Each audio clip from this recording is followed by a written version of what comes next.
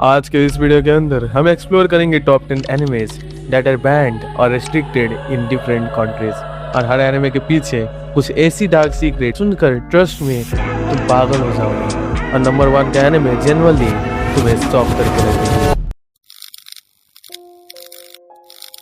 डेकोड of Ragnarok एक epic anime battle है जहां गॉड्स वर्सेस वुमेन का अल्टीमेट टूर्नामेंट होता है। इमेजिन करो जीसस, थॉर और पोसेइडन जैसे गॉड और हिस्टोरिकल वुमेन्स जैसे टेस्ला, मुसाशी मियामोटो भी इस अरीना में फाइट खेले तो तुम्हें कैसा लगेगा?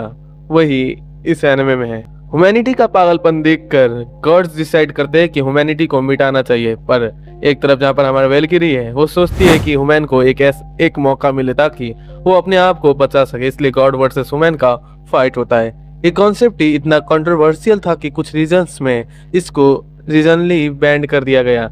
एग्जाम्पल के लिए हमारा इंडिया, इसमें हमारा जो रीजन के भगवान शिव है उसको ही काफी कमजोर और जीसस के नीचे झुकने का कैरेक्टरिस्टिक था, इसलिए ये एनिमे काफी डिबेटेबल था। इसलिए इंडिया में ये एनिमे एक टाइम के लिए बैंड भी हो चुका था और अभी भी ये एनिमे इंडिया में बैंड ही है। अगर तुम गॉड्स वर्सेस वुमेन का कॉन्सेप्ट देखना चाहोगे तो प्लीज इस एनिमे को ट्राई करना।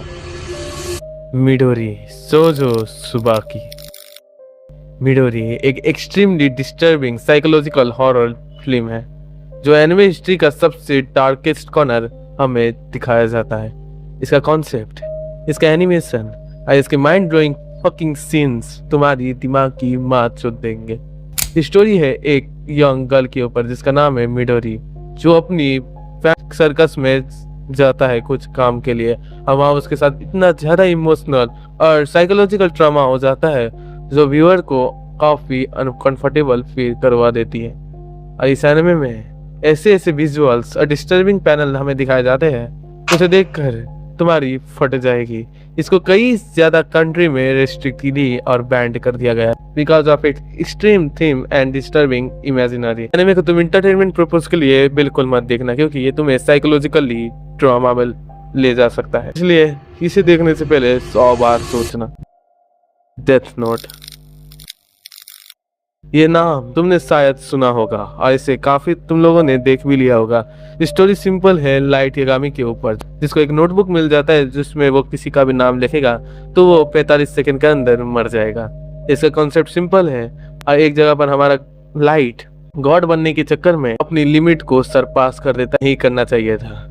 कुछ ऐसे भी केस एग्जिस्ट करते हैं जिसमें स्टूडेंट्स ने नोटबुक बनाकर किसी अपने स्कूल का टीचर का नाम उस नोटबुक में लिख दिया, और कुछ ऐसे भी केस है यहाँ पर जिसमें स्टूडेंट ने अपनी हद पार, इसलिए काफी कंट्री में इसे रेस्ट्रिक्ट किया गया है। पर इसका लाइट वर्सेस एल का कॉन्सेप्ट और माइंड गेम्स तुम्हें काफी पसंद आने वाला है, इसलिए मैं एक बार बोलूंगा एनिमे को जरूर देखना, क्योंकि ये स्टार्टर एनिमे तुम्हें एनिमे से हुक कर सकती है। Attack on Titan AOT।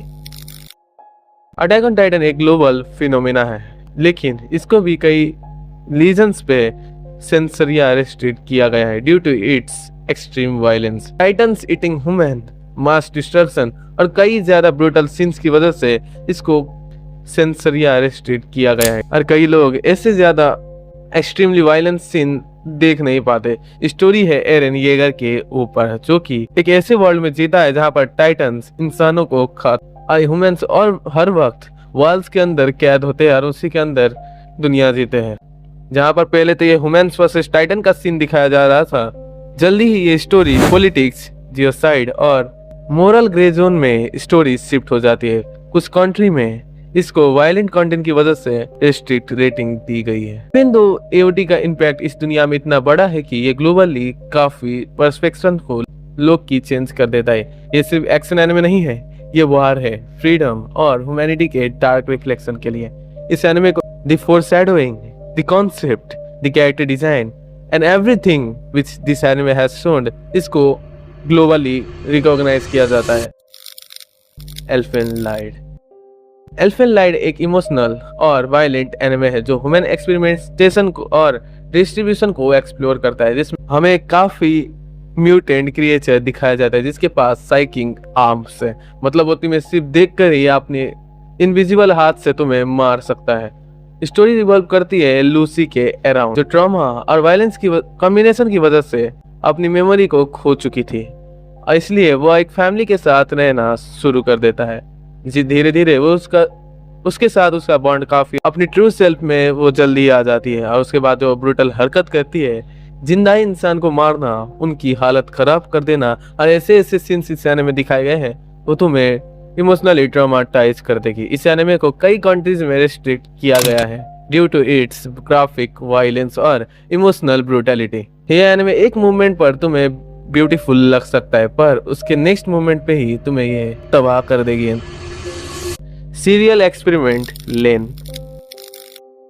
Serial experiment लेन एक साइबर पंप साइकोलॉजिकल मास्टरपीस है जो रियलिटी और इंटरनेट को ब्लर कर देता है।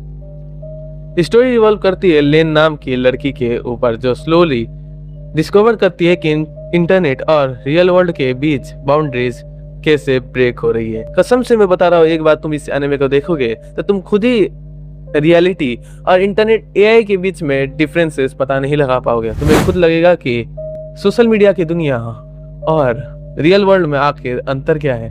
ये एनिमे तुम्हें समझने में तुम्हारी हालत खराब हो जाएगी, क्योंकि ये तुम्हारे दिमाग की फाड़ के रख देगा। इसमें ऐसे ऐसे थीम सब दिखाए गए हैं, उसे देखकर तुम खुद ही रियल वर्ल्ड में क्वेश्चन उठाना शुरू कर दोगे। इसको कई जगह पर रेस्ट्रिक्ट किया गया है because of its mental health, identity crisis और डीप साइकोलॉजी कंटेंट की वजह से।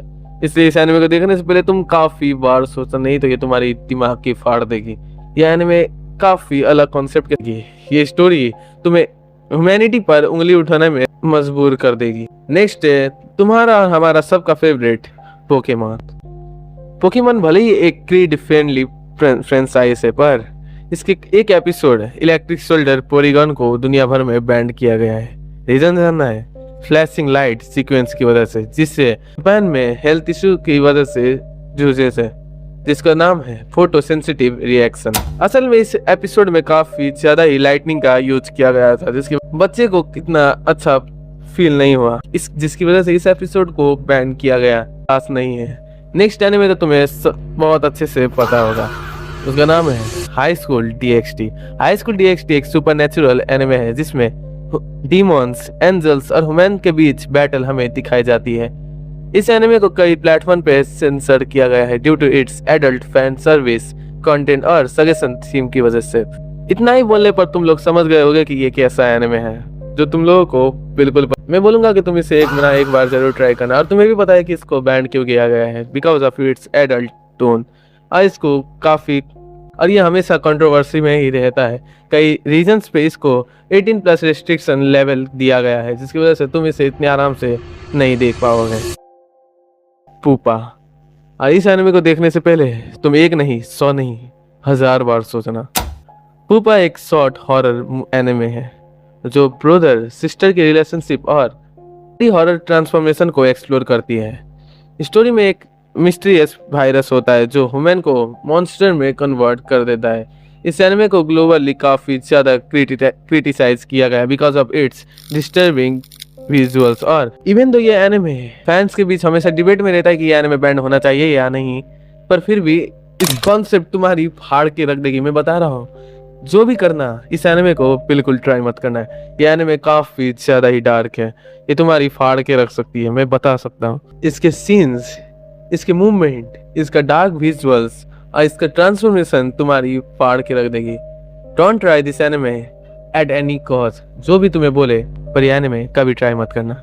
मैंने ट्राई किया, मेरा फट गया, इसलिए किसी को भी मैं एनिमे कभी रिकमेंड नहीं करूंगा। तो ये था top 10 anime that are banned और रेस्ट्रिक्टेड इन मेनी कंट्रीज। कुछ एनिमे वायलेंस की वजह से, कुछ एनिमे डार्क साइकोलॉजिकल सीन की वजह से, और कुछ एनिमे सोशल सेंसिटिविटी की वजह से। एनिमे की दुनिया हमेशा क्यूट नहीं, कभी कभी ये काफी डार्क और घटिया हो जाती है, इसलिए ऐसे एनिमे से दूर रहना। बाकी इस वीडियो को लाइक करके चैनल को सब्सक्राइब करना। बाकी मिलते हैं नेक्स्ट वीडियो में।